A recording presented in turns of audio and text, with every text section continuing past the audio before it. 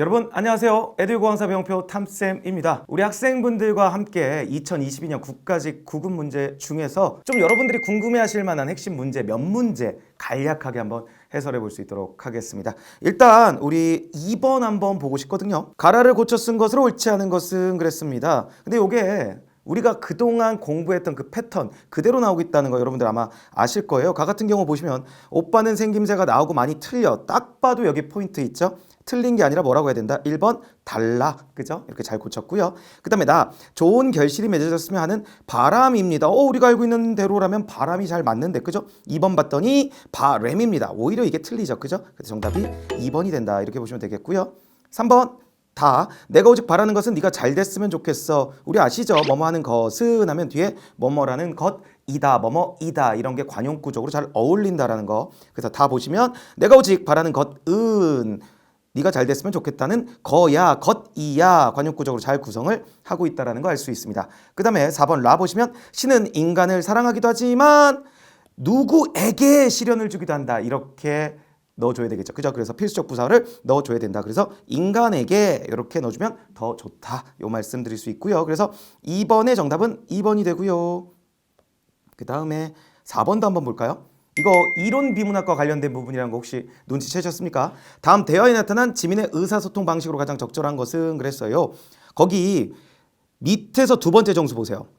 그래? 나는 두 번째 내용이 훨씬 더 인상적이었는데 그랬어요. 그러면 지민이 아닌데 나는 그거보다 이게 좋은데 이렇게 얘기하는 게 아니라 그랬구나 라고 정수의 의견에 동의해주고 있죠. 그러면서 그 뒤에 하지만 하면서 자신의 의견을 제시하고 있습니다. 그러니까 일단 상대방의 의견에 동의해주면서 상대방과 나의 의견 차이가 최소화되고 있는 것처럼 얘기해주고 그 뒤에 자신의 의견을 어필하는 이러한 방법 우리가 뭐라고 했냐? 동의의 경륜이다.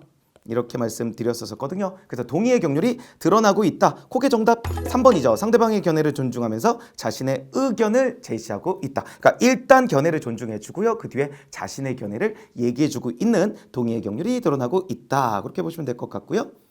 그 다음에 우리 6번도 한번 볼까요? 고전 시간인데 사실 가나다라 원체 초메인 킹 제네랄 갓 메인 작품이죠. 그러다 보니까 우리 학생분들 사실 다 아실 법한 작품들인데요. 이게 만약에 몰랐다 하더라도 사실 이거 그냥 수능형으로 근거 찾으면서도 풀 수도 있는 문제긴 해요. 뭐 예를 들어서 1번 같은 경우에 기억은 억울하게 해를 입은 충신을 가리킨다 그랬어요. 우리가 고전시가에서 일반적으로 낙낙장송에서 이 장송 큰 소나무 하면 우리 충신들을 보통 가리키죠. 어떤 지조와 절개 이런 거와 보통 관련이 많다. 근데 그 낙낙장송이 간밤에 불던 바람 눈설이 치는 바람에 다 기울어져 가고 있죠. 그러니까 그 충신들이 해를 입은 그 모습을 보여주고 있다고 할 수 있어요. 그죠? 그래서 1번은 맞는 얘기고요. 그 다음에 2번 니은 보시면 궁궐에 계신 임금을 가리킨다라고 했는데 이런 표현도 좀 알아두시면 좋아요. 구중심처라는 말이 있습니다. 이게 이 시에서만 나오는 게 아니라 다른 작품들에서도 자주 쓰이는 표현이니까 기억해 두시면 좋겠죠? 이거 깊은 궁궐이라는 뜻이거든요. 그러니까 님이 계신 깊은 궁궐이니까 궁궐에 계신 임금을 가리킨다. 끄덕일 수 있는 부분이고요. 그 다음에 디귿 헤어진 연인을 가리킨다 그랬습니다. 거기 보면 울며 자꾸 이별한 님 있잖아요. 저도 날 생각할까? 그 님이 날 생각할까? 그러니까 헤어진 연인 가리킨다. 뭐 끄덕여지는 부분이죠. 그 다음에 리을 오랜 세월을 함께한 것을 가리킨다. 이 사실 조식 선생님의 시조 같은 경우는 원체 유명해서 사실 모르시고 시험 보신 분들은 없어요. 왜냐면 원체 기출도 많이 된 작품이기 때문이죠. 그렇기 때문에 이때 리을의 해가 임금님이라는 건 알지만 혹 모르셨다 하더라도 우리 한번 생각해 볼게요. 라에서 구름 낀 변리 그러니까 햇볕도 쬐은 적이 없죠? 그러면 나는 햇볕과 함께한 적이 없습니다. 그리고 서산에 해가 지고 있어요. 그걸 슬퍼한다. 그러면 나랑 함께한 적이 없는 햇볕이라는 걸 알 수 있습니다. 그렇기 때문에 4번에서 오랜 세월 함께했다 이런 표현은 어울리지 않는다라는 걸 우리가 알 수 있는 거죠. 어쨌든 오랜 세월을 함께한 벗 아니고요. 임금님을 가리키지만 그냥 수능적으로 근거를 찾아본다면 오랜 세월을 함께했다 이 표현이 어울리지 않는다. 왜? 구름 낀 변리도 쬐은 적이 없었다라고 분명히 제시하고 있기 때문이다. 이렇게 보시면 좋겠습니다. 우리 8번 문제 한번 보실 건데 이거 우리 학생분들 좀 고민되셨을 수 있어요. 일단 이 8번 같은 경우에 1단계는 가로 고정이 되고 있죠. 그죠? 주제에 대한 청자의 주의나 관심을 환기한다가 가로 딱 고정이 됐으니까 일단 가를 읽고 시작을 하셔야 될 거예요. 가를 보면 지난주 제 친구는 일을 마친 후 자전거를 타고 집으로 돌아오다가 사고로 당해 머리를 다쳤습니다. 요걸 바탕으로 이제 시작을 하는 거죠. 그럼 선택지를 보면 나 아니면 다 아니면 라죠. 그죠? 그리고 2단계를 봤더니 특정 문제와 청자와 관련지어 설명함으로써 청자의 요구나 기대를 자극한다 그랬어요. 어떤 특정 문제점을 제시하고요. 청자와 관련지어야 됩니다. 나를 읽어봤더니 여러분이 자전거를 탈 때 헬멧을 착용하면 머리를 보호할 수 있습니다. 어떤 문제점이 부각되고 있지는 않아요. 다 같은 경우 한번 볼게요. 아마 여러분도 가끔 자전거를 타는 경우가 있을 것입니다. 그런데 매년 2천여 명이 자전거를 타다가 머리를 다쳐 고생한다. 이게 문제점이죠. 그죠? 문제점 드러났고요. 라 같은 경우 보시면 자전거를 타는 모든 사람이 헬멧을 착용한다면 자전거 사고를 당해도 뇌 손상을 비롯한 신체 피해를 75% 줄일 수 있습니다. 또 자전거 타기가 주는 즐거움과 편리함을 안전하게 누릴 수 있습니다. 라고 얘기하고 있어요. 자전거 사고를 당한다 어떤 문제점이 나와 있는데 그것보다 더 많은 내용들이 나오고 있어요. 그래서 단순히 2단계 특정 문제를 청자와 관련지어 설명한다. 이거에는 사실 다가 더 적합하다라는 걸 알 수 있고요. 그러면 가 다음에 다다. 그러면 2번 아니면 3번이죠. 그 뒤에 나냐 라냐인데 우리 3단계 4단계를 보면 사실 다 해결 방안이 나와 있어요. 그래서 공통점이 있거든요. 그러면 이럴 때는 어떤 방법을 써야 되냐? 3단계 4단계에서 어떤 차이점을 분명히 제시하고 있냐? 이걸 찾으셔야 되거든요. 그러면 3단계 4단계에서 제시하고 있는 차이점 뭐죠? 구체화죠. 그러니까 4단계는 확실히 더 구체적이어야 되는 거예요. 그러니까 3단계도 해결 방안이 나오고 4단계도 해결 방안이 나오지만 어떤 구체화된 얘기가 4단계와 관련이 된다는 거 알 수 있는 거죠. 그렇게 봤을 때 나라 중에서 좀 더 구체화된 내용, 즉 청자에게 어떤 도움을 주는지 구체화된 내용은 사실 라죠. 신체 피해를 75% 줄일 수 있습니다. 라고 이렇게 구체적으로 제시해주고 있으니까 라가 4단계와 더 어울린다는 걸 알 수 있어요. 그래서 순서가 라가 뒤에 와야 되겠네요. 그죠? 그래서 가다, 나, 라마. 정답 2번 이렇게 고르시면 되겠고요. 바로 우리 한번 14번 현대시로 한번 가볼게요. 이게 신동엽의 보문인데 이 작품을 모르셨다 하더라도 우리 사실 근거 찾으면서 충분히 풀 수 있는 문제였어요. 1번 보시면 현실을 초월한 순수 자연의 세계를 노래하고 있다 그랬는데 우리 마지막 년 보면 쇠붙이라는 말 나오잖아요. 그죠? 움터서 강산을 덮은 그 미움의 쇠붙이들 눈 녹듯 흐물흐물 녹여버리겠죠. 이 미움의 쇠붙이들이 어떤 순수한 자연의 세계를 노래하고 있다? 어울리지 않는다라는 거 알 수 있고요. 우리 신동엽 시인하면 우리 대표적인 시 아시잖아요. 껍데기는 가라. 혹시 기억하십니까? 껍데기는 가라에서 쇠붙이가 나오거든요. 그때 쇠붙이는 전쟁, 폭력, 군사 이런 거와 관련되거든요.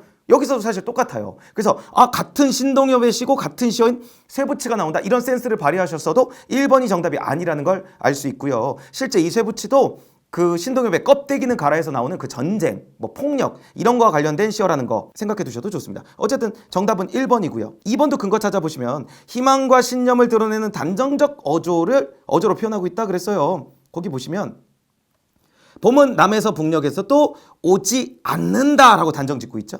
그죠? 아름다운 논밭에서 움튼다. 희망과 신념을 단전적 어조로 표현하고 있어요. 움트리라 녹여버리겠지. 이렇게 희망과 신념을 드러내는 단전적 어조를 표현하고 있다. 이렇게 볼 수 있고요. 그다음에 3번 시어들의 상징적 의미를 통해 주제를 형성하고 있다. 우리 아까 쇠붙이 그죠? 상징성 띄고 있고요. 여기서 봄 그리고 겨울 이런 것들도 당연히 상징성을 띠고 있다고 볼 수 있겠죠.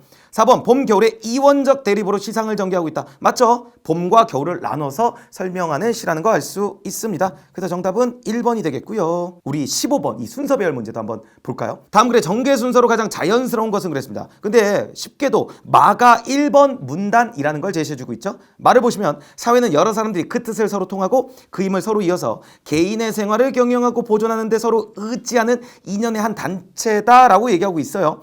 그 다음에 선택지를 보면 가 아니면 다죠. 그죠? 가 같은 경우를 보면 이 기관을 잘 수리하면 어색해요. 그죠?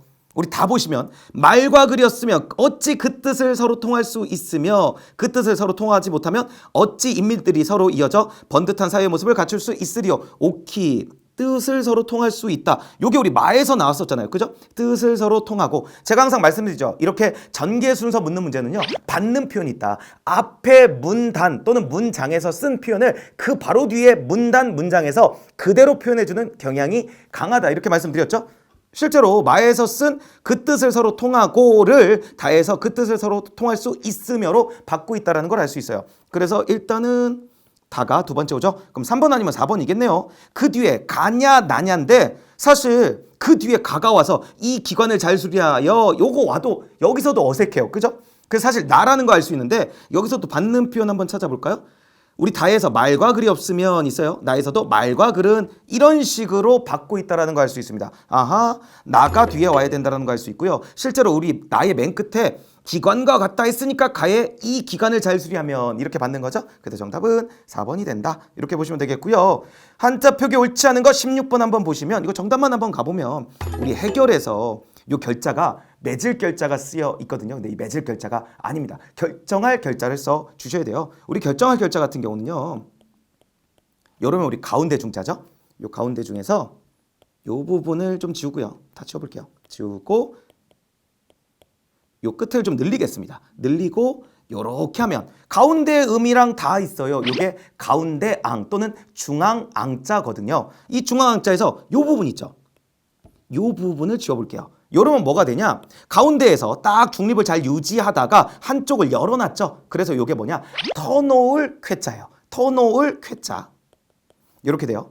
여기 앞에다가 삼수변을 찍어줍니다. 그러면 물이 한쪽으로 흘러갈 수 있도록 터놨다. 즉 물길의 방향을 결정해놨다. 그래서 요게 뭐가 되냐? 결정할 결자예요. 그래서 우리 해결할 때는 이 결정할 결자를 써줘야 된다. 이렇게 생각하시면 좋겠습니다. 19번 한 문제만 딱 더 풀어볼까요? 19번 보시면 다음 규정에 근거할 때 옳지 않은 것은 그랬어요. 이게 한글 맞춤법 30항인데요. 이 한글 맞춤법 30항 아마 공부하신 분들 아실 거예요. 사이소리 현상, 사이시옷과 관련된다라는 거. 근데 이 한글 맞춤법 30항은요. 항상 패턴이 좀 정해져 있는데 어떤 패턴이냐면 가의 조건 보세요. 순 우리말이다. 그리고 나의 조건 보면 순 우리말과 한자어다. 그래서 사이소리 현상이 일어나서 합성 명사를 이룰 때 요 둘 중에 하나가 한자어인지 아닌지, 즉 둘 다 고유어인지 둘 중에 하나는 한자어고 나머지가 한자어가 고유어인지 요 패턴으로 나눠서 그 조건에 부합하는지 묻는 문제가 아주 흔한 패턴이거든요. 역시나 이번에도 같은 패턴이에요. 그래서 가 같은 경우 아래도 고유어, 집도 고유어 이런 식으로 접근을 하셔야 돼요. 2번도 보시면 쇠도 고유어, 조각도 고유어거든요. 그러니까 가의 조건에 맞아요. 근데 우리 3번 나 보시면 전세방 같은 경우는 사실 전세도 한자어, 방도 한자어예요.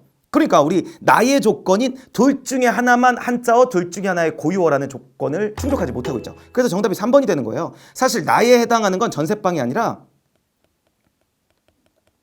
전셋집이죠. 이때 전세는 한자어지만 집은 고유어이거든요. 그래서 전셋집이 들어가야 맞을 자리다. 이렇게 생각하시면 되겠고요. 4번 같은 경우 자리는 고유어지만 세가 한자어니까 자리세 이렇게 표기될 수 있는 거거든요. 그래서 30판과 관련된 메인 패턴을 잘 기억해 두시면 우리 학생분들 다음에도 이런 패턴 30판과 관련된 문제 만나실 수 있다. 이렇게 말씀드릴 수 있을 것 같습니다. 이렇게 하면 우리가 간단하게 우리 학생분들 궁금해하실 법한 문제 한번 풀어봤는데요. 혹시나 여기서 뭐 더 벗어나는 궁금한 점 있으시면 언제든지 우리 에듀윌 홈페이지에 오시면 질문 남기실 수 있는 거 아시죠? 그 질문 저에게 해주시면 제가 성실히 답변 드리고요. 우리 에듀윌 수업 듣고 계신 분들 같은 경우는요. 사실 뭐 이거 기출 수업에서 2022년 국가직 9급 해설을 전체를 다 해드렸죠. 그거 참고하셔도 좋을 듯 합니다. 우리 학생분들 고생하셨습니다. 또 다음에 뵐 수 있도록 하겠습니다. 수고하셨습니다. 공무원 합격! 에듀윌